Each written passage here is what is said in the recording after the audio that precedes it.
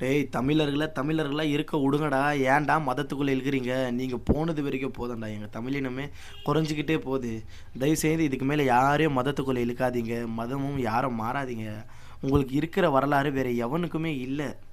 மீதி பேருக்கெல்லாம் மதம் மாறினா தான் அவங்களுக்கு ஒழுங்கான ஒரு வாழ்க்கை முறை கிடைக்குதுன்னு சொல்லிட்டு நினச்சிக்கிறாங்க. ஆனால் நமக்கு எந்த மதத்துக்குள்ளேயோ போவாத வெறும் தமிழ் இல்லத்துக்குள்ளேயோ நின்று நம்மளுக்கு எந்த ஒரு மதத்துக்கு பின்னாடி நிற்கிறது அந்த வேலை மதத்துக்குள்ளே போக வேண்டியது தேவையில்லையா தமிழர்களுக்கு?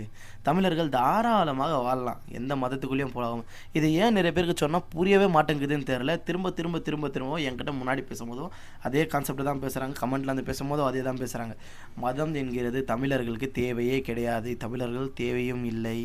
அது ஒரு விண்மம் தான். அதற்குள் போகினால் உங்களுக்கு எந்த அளவிற்கு சாந்தம் ஏற்படுகிறதோ அதே மாதிரி சில பேரை அது மிருகமாக மாற்றுகிறது. மனிதனுக்கு மதம் பிடித்தால் மிருகமாக மாறுவான். இது உண்மை.